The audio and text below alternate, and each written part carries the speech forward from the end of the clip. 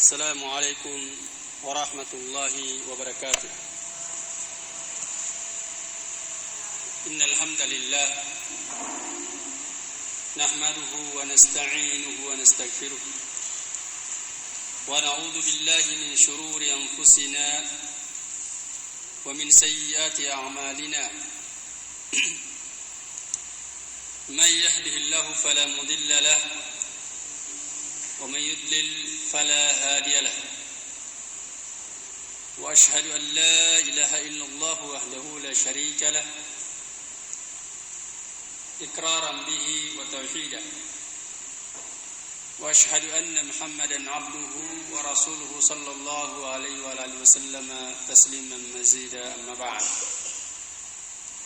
فقال الله تعالى في القرآن الكريم وهو أصدق القائلين: يا أيها الذين آمنوا اتقوا الله حق تقاته ولا تموتن إلا وأنتم مسلمون. وقال أيضا: يا أيها الناس اتقوا ربكم الذي خلقكم من نفس واحدة وخلق منها زوجها وبث منهما رجالا كثيرا ونساء واتقوا الله الذي تساءلون به والأرحام إن الله كان عليكم رقيبا. وقال: يا أيها الذين آمنوا اتقوا الله وقولوا قولا سديدا يصلح لكم أعمالكم ويغفر لكم ذنوبكم ومن يطع الله ورسوله فقد فاز فوزا عظيما. أما بعد، alhamdulillah, kita senantiasa bersyukur kepada Allah Subhanahu wa taala yang telah memberikan nikmat yang sangat banyak kepada kita yang tidak akan mungkin kita sanggup untuk menghitungnya. Dan nikmat yang terbesar yang Allah berikan kepada kita adalah saat ini di mana Allah Subhanahu wa taala kumpulkan kita untuk bermajelis ilmu, mempelajari agama Allah Subhanahu wa taala. Di dalamnya penuh dengan keutamaan yang tidak bisa dinilai dengan dunia dan seisinya. Kajian kita di malam hari ini yaitu kajian membahas kitab Al-Jadid fi Syarhi Kitab Tauhid yang ditulis oleh Syekh Muhammad bin Abdul Aziz Al-Qur'awi rahimahullah ta'ala. Di masjid kita ini, yaitu Masjid Abu Dzar Al-Ghifari, Pondok Pesantren Minhajus Sunnah Kendari, yaitu di malam hari ini kita adalah merupakan pertemuan yang ketiga dari kajian rutin setiap malam Rabu. Dan pertemuan kita di malam hari ini masih tetap melanjutkan pembahasan dari dalil yang kedua yang dibawakan oleh Syekhul Islam Muhammad bin Abdul Wahhab bin Sulaiman At-Tamimi rahimahullah ta'ala dalam kitab Tauhid, yaitu surah An-Nahl ayat 36, yang mana Allah berfirman: "Wa laqad ba'atsna fi kulli ummatin rasulan an i'budullaha wajtanibut taghut." Dan sungguh kami telah mengutus pada setiap umat seorang rasul untuk menyerukan kepada umat tersebut, yaitu an i'budullaha, beribadahlah kalian hanya kepada Allah saja, wajtanibut taghut, dan menjauhi at-taghut. Faminhum man hadallahu wa minhum man haqqat alaihi dhalalah. Di antara mereka ada yang Allah berikan hidayah kepadanya, dan di antara mereka adalah yaitu orang yang telah pasti kesesatannya. Fasiru fil ardi fanzuru kaifa kana akibatul mukadzibin.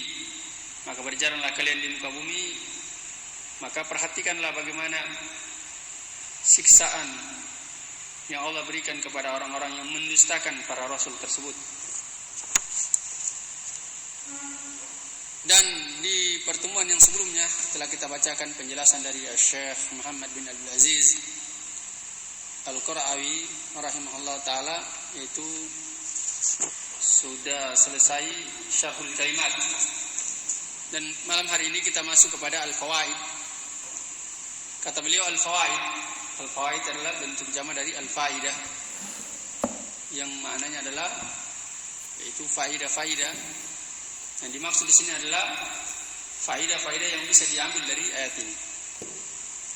Beliau katakan yang pertama adalah bayan anna nasa lam yutraku hamalan. Jadi dalam ayat ini terdapat faedah bahwasanya yang pertama adalah penjelasan bahwasanya manusia itu tidak dibiarkan begitu saja. Ya, manusia itu tidak dibiarkan begitu saja.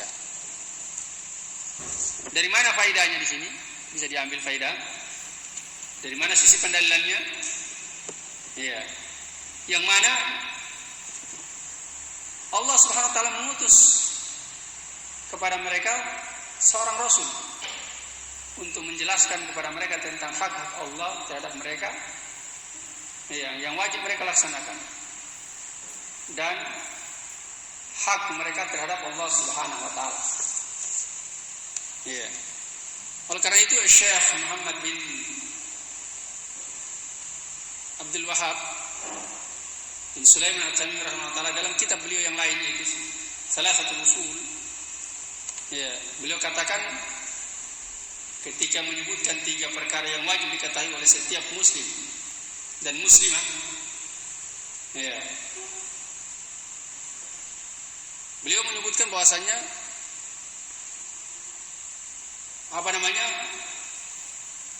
yang pertama, al-ula annallahu khalaqana wa razaqana wa lam yatrukna hamala. Sesungguhnya Allah yang menciptakan kita, yang memberikan rezeki kepada kita dan tidak membiarkan kita begitu saja. Ya. Tapi apa? Bal arsala ilaina rasulah. Bahkan Allah mengutus kepada kita seorang rasul. Faman ata'ahu dakhala jannata wa man asahu dakhala nar. Barang siapa yang taat kepada rasul tersebut maka dia masuk surga. Siapa yang bermaksiat kepada rasul maka dia masuk neraka. Ya. Jadi jelas sekali pendalilannya. Kemudian yang kedua yang beliau sebutkan adalah umumur risalati li jami'il umami. Dari ini terdapat faedah bahwasanya keumuman risalah untuk seluruh umat. Iya. Jadi risalah yang Allah SWT turunkan itu umum untuk seluruh umat. Iya. Maknanya adalah yaitu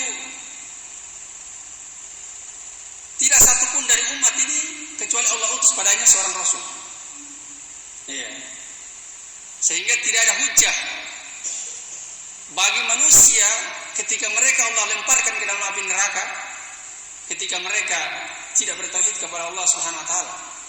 Tidak ada hujah lagi bagi mereka. Iya. Kenapa? Karena seluruh manusia itu sudah diutus oleh Allah Subhanahu wa taala rasul kepada mereka. Dalam ayat ini jelas. Walaqad ba'atsna fi kulli ummatin, pada setiap umat. Iya. Telah kami utus pada setiap umat seorang rasul. Jadi tidak ada satupun umat yang Allah tidak utus rasul kepadanya. Kemudian lanjutan faedah beliau sebutkan di sini wa nafyu al-fatrati bainar rusuli allati tujibu tamsa ma'alimid din bil kulliyah. Dan penafian, peniadaan kurun antara para rasul tersebut yang mengharuskan peniadaan ajaran agama itu secara keseluruhan. Maknanya adalah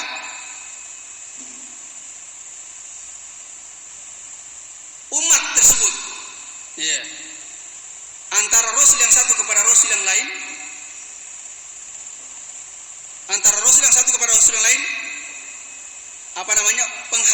penghapusan ajaran agama secara keseluruhan itu ditiadakan. Artinya tetap mereka teranggap terbebani dengan ajaran agama yang Allah turunkan. Kita kasih contoh ya. Iya. Kita kasih contoh diutusnya Nabi Isa alaihissalatu wassalam sebelum diutusnya Rasulullah SAW. Ini kan lama, ya, kurun waktu yang sangat lama.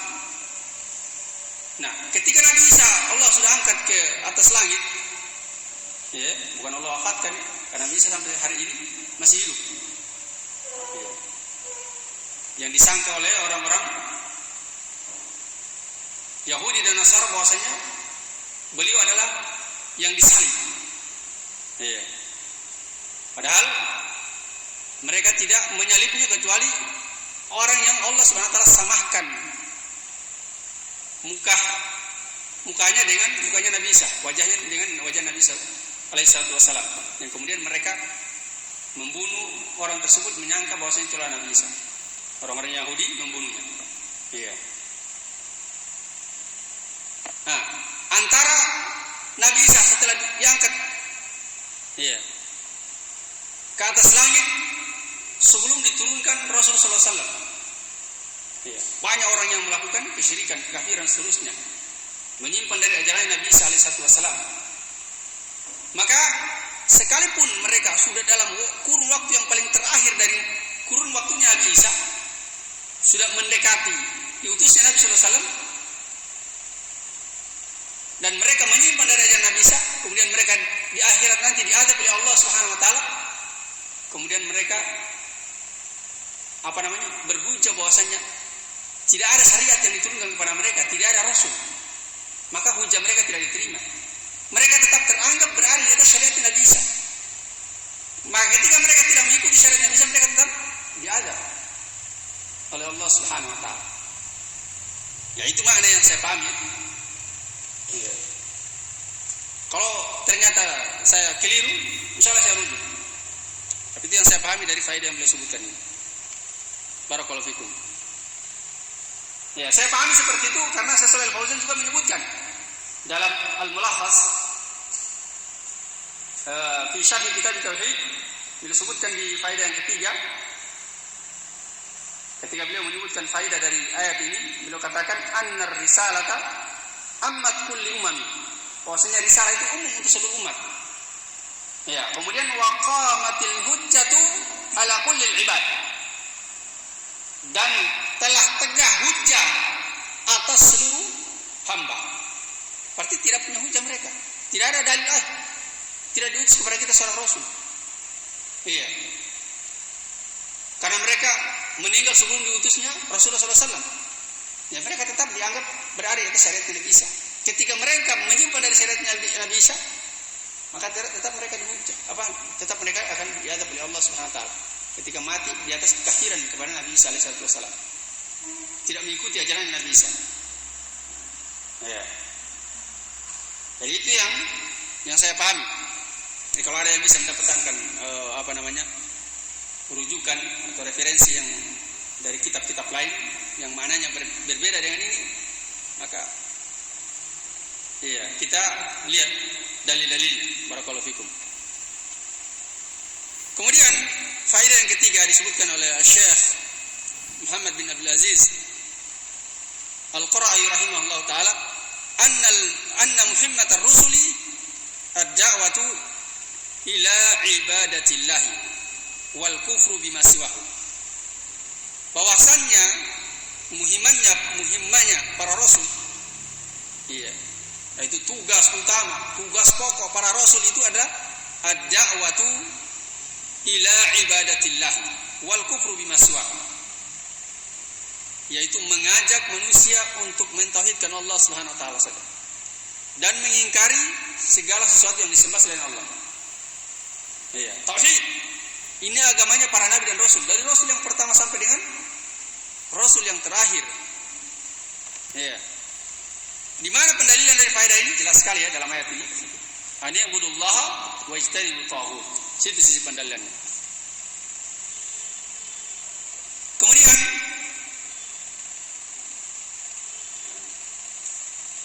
yang keempat,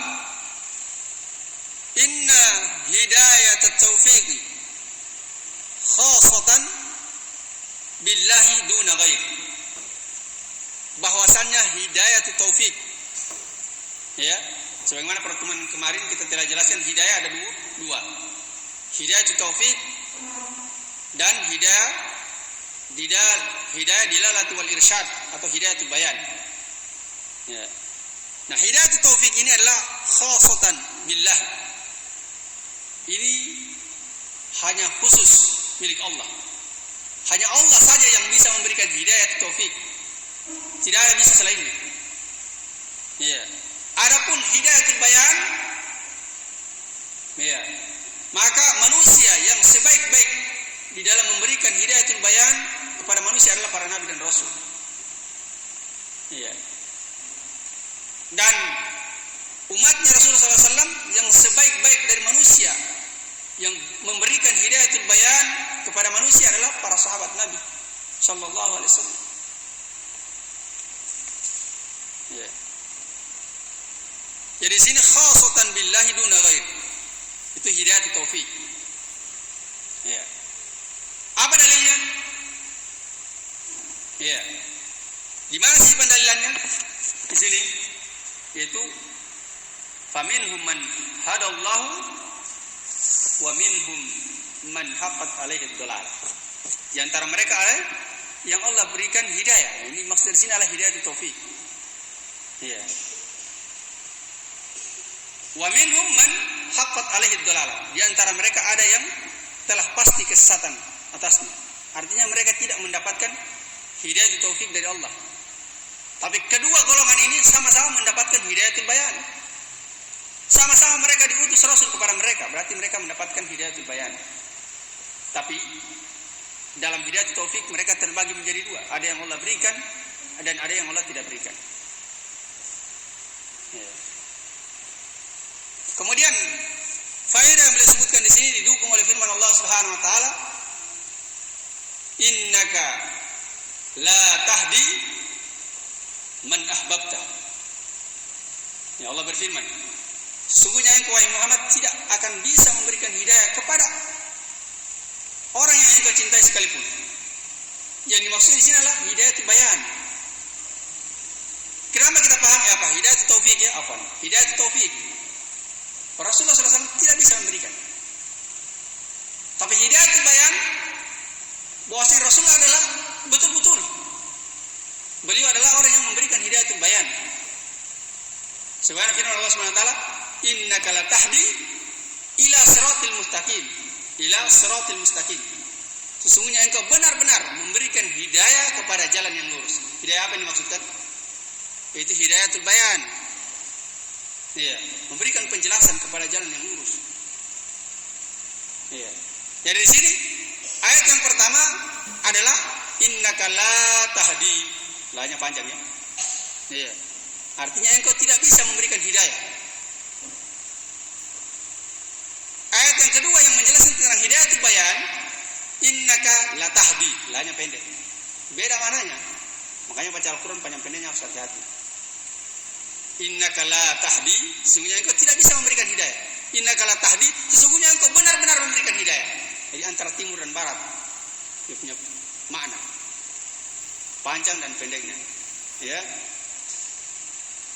Jadi ayat yang kedua menjelaskan tentang hidayatul bayan, dan ayat yang pertama tadi menjelaskan tentang hidayatul taufik adalah merupakan kekhususan bagi Allah Subhanahu wa taala.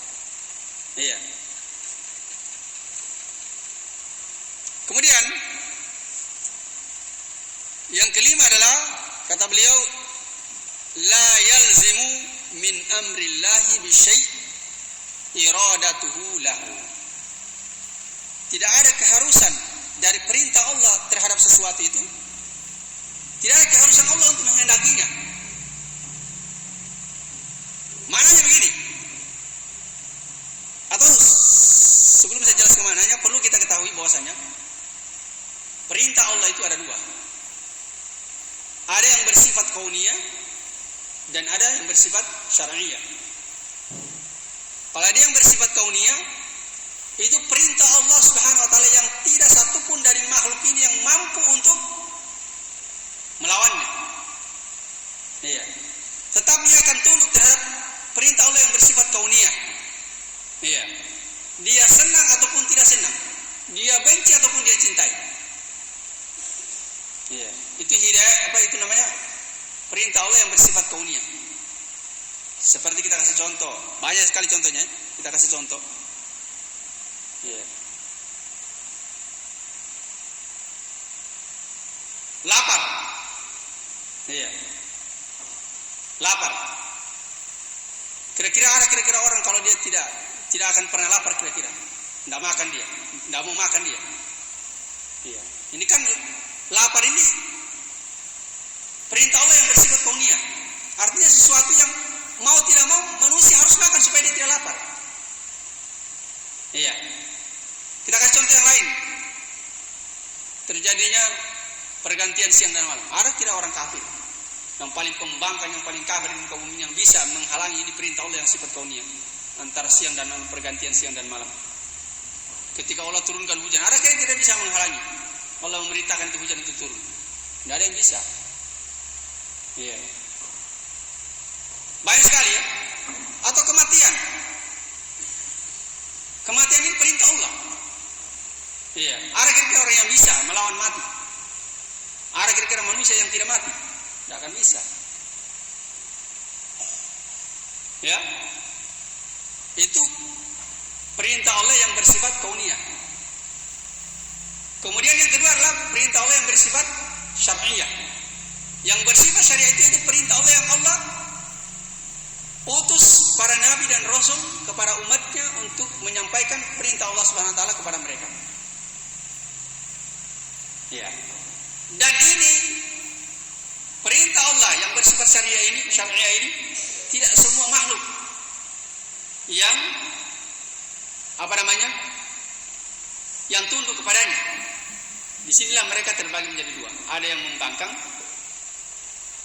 dan ada yang taat. Ya, yang taat Allah berikan hidayah, dan yang membangkang itu yang telah pasti kesesatan bagi mereka. Ya. Nah,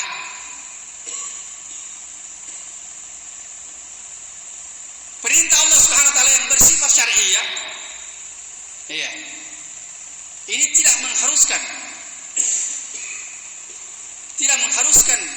kepada Allah Subhanahu wa taala untuk menghendakinya secara kauniyah. Artinya kalau memang perintah Allah atau kehendak Allah yang bersifat syariah tersebut mengharuskan kehendak Allah yang bersifat kauniyah terhadap perkara tersebut, maka tidak akan mungkin ada didapati manusia yang kafir kepada Allah. Paham di sini? Itu ketika Allah Subhanahu wa taala telah mengutus seorang rasul kepada setiap umat. Iya. Berarti Allah itu berkehendak secara syar'i untuk manusia itu beriman kepada Allah Subhanahu wa taala. Tapi kenyataannya ada yang beriman dan ada yang tidak. Tapi kalau Allah kehendaki secara kauniyah juga keimanan mereka, maka tidak akan mungkin mereka ada yang kafir. Pasti semuanya akan beriman. Nah, ini maknanya, yaitu perintah Allah Subhanahu wa taala yang terhadap sesuatu itu tidak mengharuskan Allah harus menghendakinya. Ya, tidak mengharuskan Allah harus menghendaki hal tersebut harus terjadi. Allah perintahkan kita sholat. Tidak ada keharusan bagi Allah secara kauniyah untuk kita harus benar-benar sholat. Allah perintahkan sholat, kita tetap ada yang tidak sholat dan ada yang sholat. Iya, seperti itu. Nah, keuntungan orang yang dia melaksanakan perintah Allah yang syar'i, maka dia telah melaksanakan perintah Allah yang bersifat kauniyah juga. Ketika seorang melaksanakan sholat ini kan perintah yang bersifat syar'iyah. Ketika dia melaksanakannya, berarti apa? Allah kehendaki juga dia, Allah Dia ketika dia melaksanakannya, apa Allah kehendaki dia secara kauni atau tidak? Kalau Allah tidak kehendaki secara kauni, tidak mungkin dia laksanakan sholat. Tapi karena Allah kehendaki secara kauninya, maka dia laksanakan. Berarti di situ dia telah menjalankan, tunduk kepada perintah Allah Subhanahu wa taala yang bersifat syar'iyyah dan juga kauniyah. Iya, yang bersifat syar'iyyah dan juga kauniyah. Iya. Kemudian yang keenam adalah kata beliau istihbabu as-siyahati liqasdil i'tibari wa tafakkuri fi athari al-qurunil ula, yaitu dianjurkannya untuk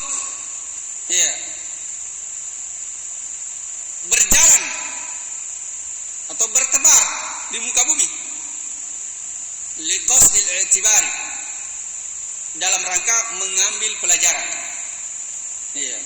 wa tafakkuri, dan juga mentafakuri. Apa yang ditafakkur?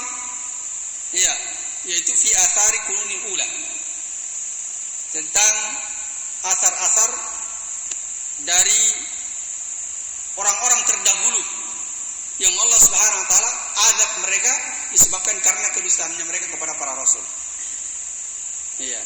Di mana pendalilannya?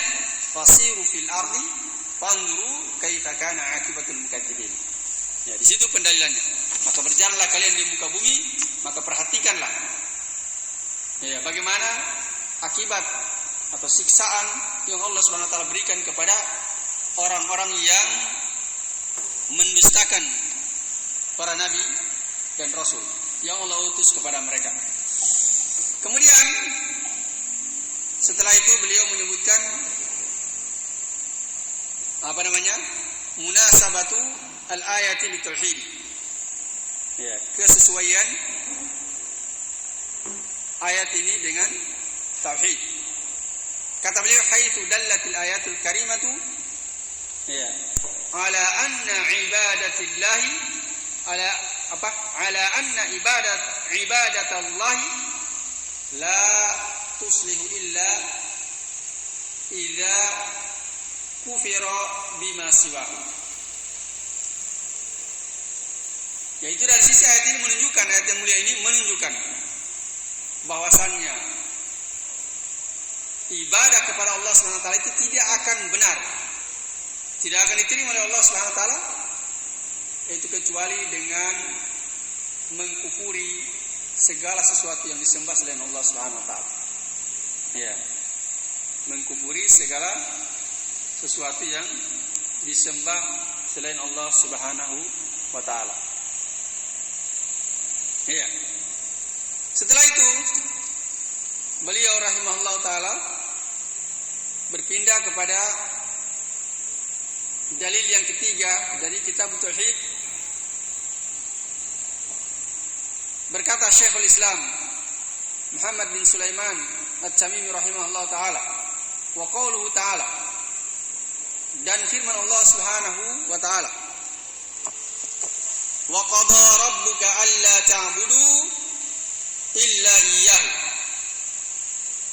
dan Rabb engkau telah memerintahkan. Wa qada di sini maknanya adalah amara wa wassa, telah memerintahkan dan mewasiatkan. Alla ta'budu, ada yang buka PDF ya. Alla ta'budu. Allah di sini asalnya dia adalah an kemudian la. Jadi nun sukun ketemu lam. Hukum bacanya apa? Idgham bila gunnah. Dia tidak tulis sesuai dengan tulisannya. Tapi di sini langsung diidghamkan secara tertulis. Sehingga di sini dibaca Allah, nunnya dibuang, langsung lamnya ditasydid. Itu asalnya dia. Itu asalnya dia. Maka di sini Allah ta'budu artinya apa namanya? Yaitu agar supaya mereka tidak beribadah illa iyyahu, kecuali hanya kepada Allah. Ya, kecuali hanya kepada Allah saja. Artinya di sini perintah untuk bertauhid, perintah untuk memurnikan hanya ibadah hanya kepada Allah saja, tidak boleh dipalingkan kepada selainnya. Kemudian wabil walidaini ihsana, dan terhadap kedua orang tua, ya, dan terhadap kedua orang tua mereka hendaklah mereka ihsana, yaitu berbuat baik kepada kedua orang tua. Imma yablughanna 'indakal kibara ahaduhuma, ya, apakah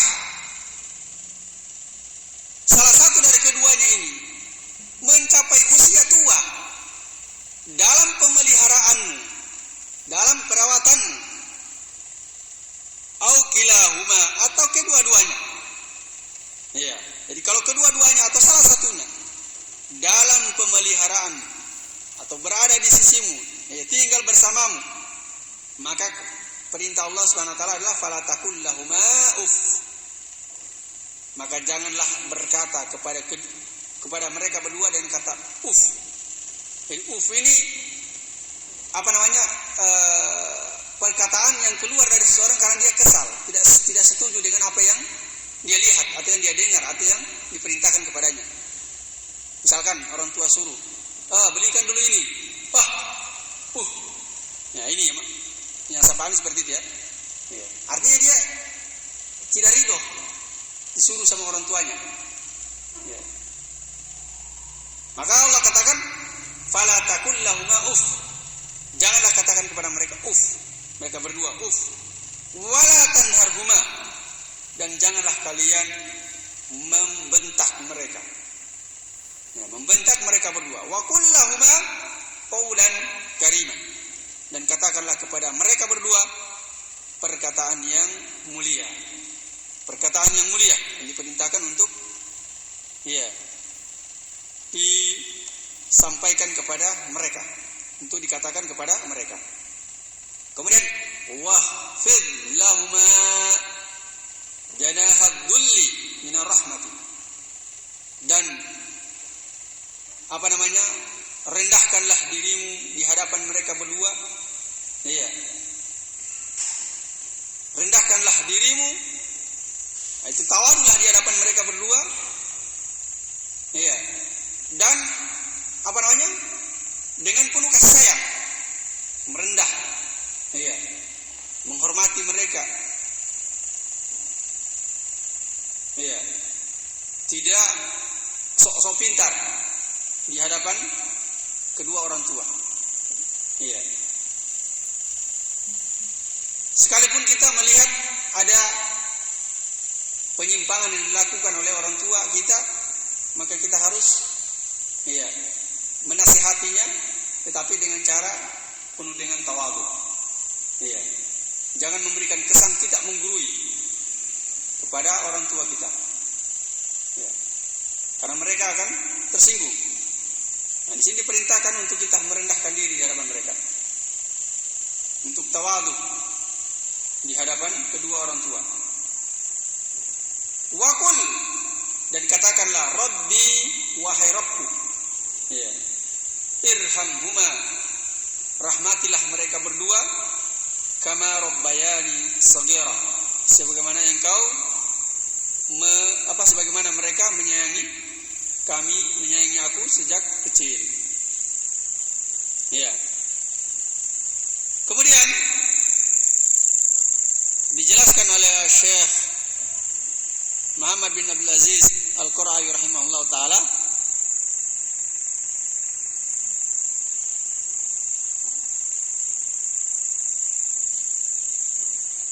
beliau mulai dengan syarhul kalimat,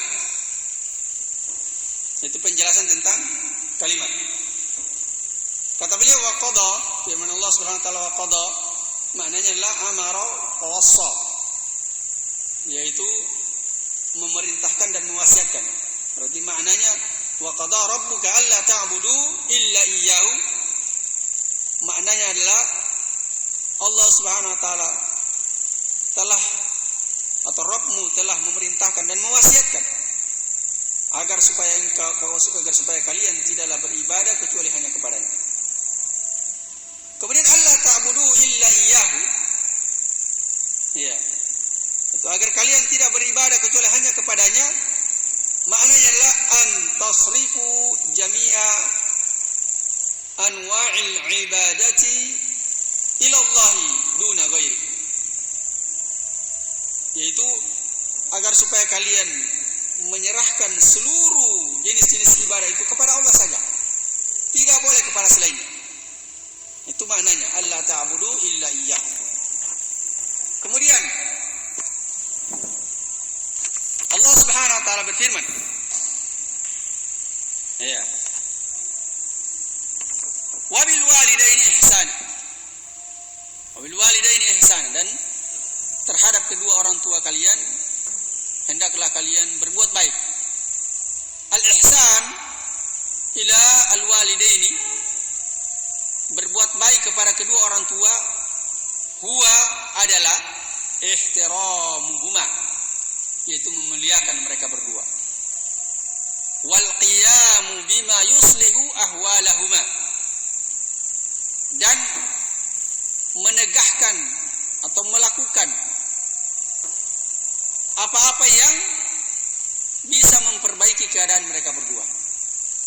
Jadi kita melakukan hal-hal yang bisa menyelamatkan kedua orang tua. Ya, terutama menyelamatkan akhirat mereka. Ya, menyelamatkan akhirat mereka.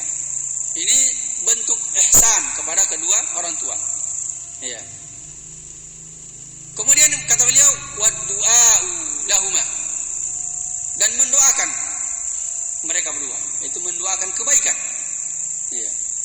Mendoakan kebaikan di dunia dan di akhirat. Kemudian wa ikramu sadiqihima, dan memuliakan teman-teman mereka atau saudara-saudara mereka. Iya. Jadi bentuk memuliakan orang tua adalah juga memuliakan, iya, yaitu saudara-saudara mereka dan teman-teman mereka. Ya. Jadi bentuk memuliakan paman, saudara orang tua kita, atau saudara perempuan dari orang tua kita, ya, bibi, itu adalah merupakan bentuk pemuliaan terhadap orang tua kita. Ya, bentuk pemuliaan terhadap orang tua kita. Kita memuliakan juga sahabat-sahabat dari orang tua kita, itu adalah merupakan bentuk pemuliaan terhadap kedua orang tua kita. Dan ini disebutkan di sini bukan pembatasannya. Ini hanya contoh-contoh yang beliau sebutkan. Banyak jenis-jenis, ya, dari birrul walidain, berbuat baik kepada kedua orang tua. Ya. Kemudian dalam ayat ini Allah katakan, imma yablughanna 'indaka al-kibara ahaduhuma aw kilahuma. Makna dari indaka di sini kata beliau adalah di sisi engkau, maknanya adalah fi, ya, fi kanafika wa riayatika, yaitu dalam tanggunganmu dan dalam pemeliharaanmu. Ya. Mencapai usia tua dalam pemeliharaan atau dalam tanggungan kita. Maka salah satunya atau kedua-duanya yang Allah SWT perintahkan adalah fala taqul lahum ufin. Janganlah berkata kepada mereka uf. Ya. Maknanya di sini fala taqul lahum uf, maknanya adalah la yadhharu minka. Tidak boleh nampak darimu. Tidak boleh muncul darimu ma yushiru bidhaiki wadhajari minhuma. Tidak boleh muncul darimu sesuatu yang bisa menjadikan sempit dan sesah. Ya, menjadikan mereka merasa sempit atau merasa sesah dari mereka berdua. Artinya sesuatu yang membuat mereka bersedih, membuat mereka sedih, Itu tidak boleh. Atau membuat mereka jengkel. Ini tidak boleh muncul kata-kata seperti itu keluar dari lisan-lisan kita kepada kedua orang tua kita. Kemudian firman Allah Subhanahu wa taala, "Wala tanharhuma." Wala tanharhuma. Ya. Tanharhuma di sini adalah yaitu tazjurhuma. Ya. Yaitu janganlah membentak mereka. Ya, jangan membentak mereka, jangan mengeraskan suara kepada mereka yang membuat mereka marah dan tersinggung. Kemudian firman Allah Subhanahu wa taala, "Wa qul lahuma qawlan karimah." Dan katakanlah kepada mereka perkataan yang karimah. Karimah di sini maknanya adalah ay jamilan. La syarasata fihi. Itu perkataan yang indah, yang tidak terkandung padanya yang bisa membuat mereka tersinggung. Ya, yang kalimat-kalimat yang merupakan lawan dari jamilah.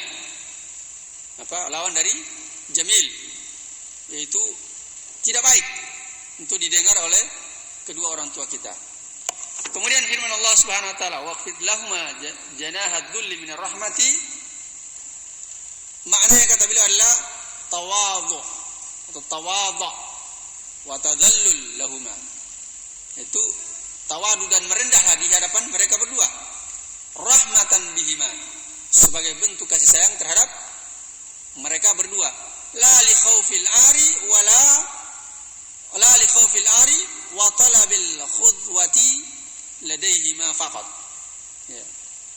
Bukan hanya karena sekedar mencari keuntungan di hadapan mereka berdua saja. Artinya tidak melakukan hal tersebut karena takut atau mengharapkan untuk mendapatkan keuntungan dunia dari mereka.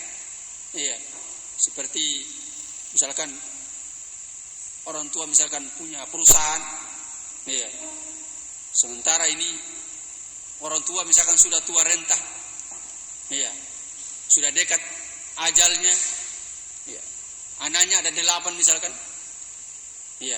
tentunya yang dia serahkan kepemimpinan kepada perusahaan tersebut adalah salah satu dari anaknya dari 8 tersebut. Tidak mungkin langsung dia suruh memimpin 8 semuanya. Sehingga dalam kondisi seperti ini tidak boleh seseorang itu dia berbuat baik kepada kedua orang tuanya, hanya tujuannya supaya dia mendapatkan kepercayaan betul di hadapan orang tuanya, sehingga kalau orang tuanya meninggal, dan akan mewasiatkan kepadanya bahwasanya dia yang akan memimpin perusahaan tersebut. Maka ini tidak sesuai dengan apa yang diinginkan oleh ayat ini. Tapi di sini betul-betul melakukannya adalah dalam rangka mengharapkan ridha Allah Subhanahu wa taala, dalam rangka menjalankan perintah Allah Subhanahu wa taala. Kemudian yang berikutnya, beliau menjelaskan penjelasan secara umum. Kata beliau Asy-Syarhu Al-Ijmaliyu.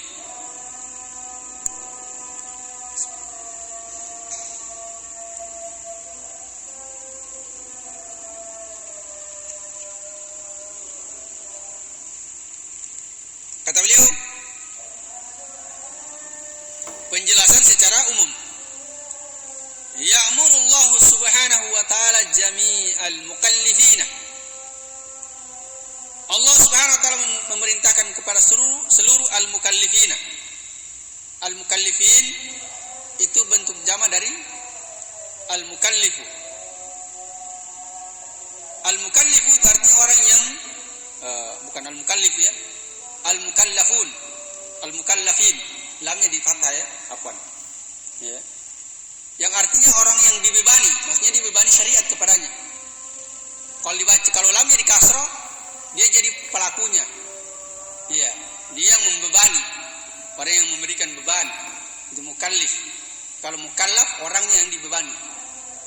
Mukallaf satu orang. Kalau mukallafin atau mukallafun adalah bentuk jama'. Jadi di sini dia mukallafin adalah dia majrur, ya. Majrur sebagai mudhofun ilaih, mudhofnya dia adalah jami'ah. Kemudian majrurnya dia dengan ya karena dia adalah jamak mudzakkar salim. Jadi Allah Subhanahu wa taala memerintahkan kepada seluruh al-mukallafin bi ayyufriduhu, yaitu agar supaya mereka menunggalkan Allah Subhanahu wa taala bil ibadati. Ya. Menunggalkan Allah Subhanahu wa taala dalam urusan ibadah. Ya. Allah perintahkan seluruh mukallifin untuk mentauhidkan Allah Subhanahu wa taala dalam perkara ibadah. Kemudian apa? Wa ayyabarru walidayhim. Dan Allah perintahkan kepada mereka untuk berbuat baik kepada kedua orang tua mereka. Kemudian wa akkada haqqal walidaini bi dzikrihi ba'da haqqihi azza wa jalla. Dan Allah Subhanahu wa taala menguatkan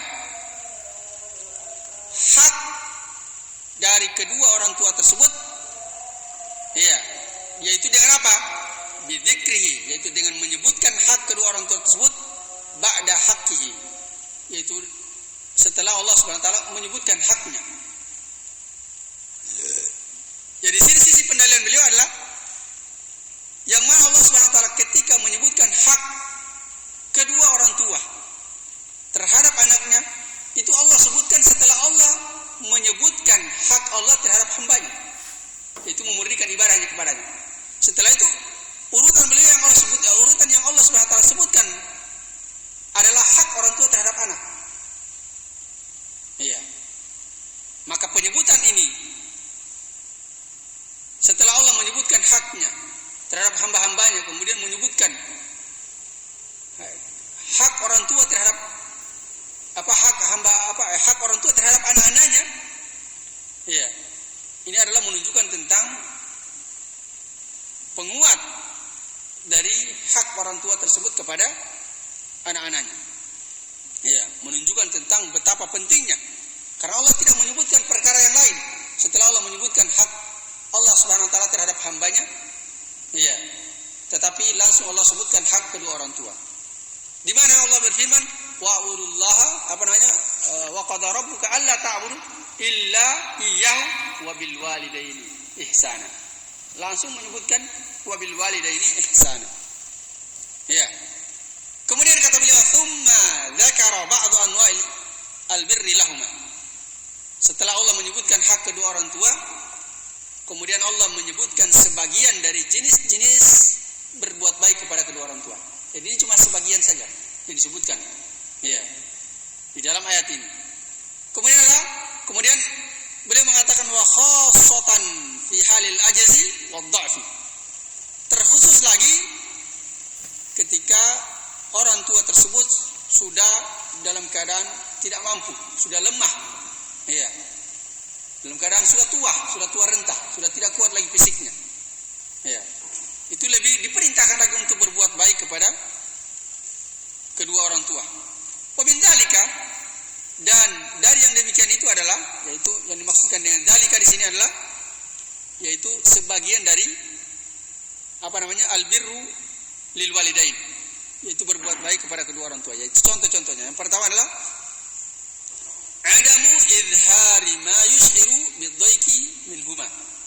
Itu tidak adanya atau tidak menampakkan apa-apa yang membuat atau menjadikan sempit, ya, atau mereka merasa sempit dada mereka atau merasa sesah, ya, disebabkan karena tersinggung dan lain sebagainya dari mereka berdua. Itu tidak ada, tidak dinampakkan, ya, tidak menampakkan hal-hal yang bisa menyebabkan hal tersebut itu terjadi. Kemudian yang kedua adalah wa'adamu raf'il sauti bizajrihima. Itu tidak adanya atau tidak mengangkat suara, meninggikan suara, ya, dengan membentak mereka. Meninggikan suara karena membentak. Ya, dan ini banyak terjadi, ya. Ya, di kalangan kaum muslimin. Orang tuanya saya dibentak-bentak kayak anak kecil. Ya. Subhanallah. Kemudian wal amru bil lini al janibi lahuma. Dan kemudian perintah untuk berlemah lembut di hadapan mereka berdua. Ya, wal lutfi fil kalami ma'ahuma, dan sopan santun di dalam berbicara kepada mereka berdua. Ya.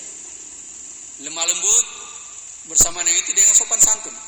Berarti kalau lemah lembut suaranya pelan-pelan. Ya. Kalau di sini dikatakan lut, yaitu makna dari perkataannya itu tidak membuat mereka tersinggung. Iya, dengan penuh sopan dan santun. Kemudian wa du'a'u lahuma fi hayatihima wa ba'da wafatihima, dan mendoakan mereka berdua, iya, yaitu fi hayatihima, ketika mereka masih hidup atau mereka setelah meninggal. Jadi didoakan mereka, bukan hanya di mereka masih hidup, mereka sudah meninggal pun tetap diperintahkan kita untuk mendoakan mereka. Iya, mendoakan mereka. Itu doa yang disebutkan di sini adalah ya, Rabbighfirli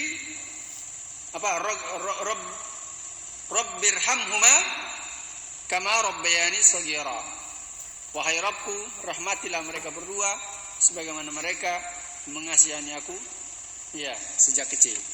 Ya, mungkin ini yang bisa kita sampaikan karena waktu sudah habis.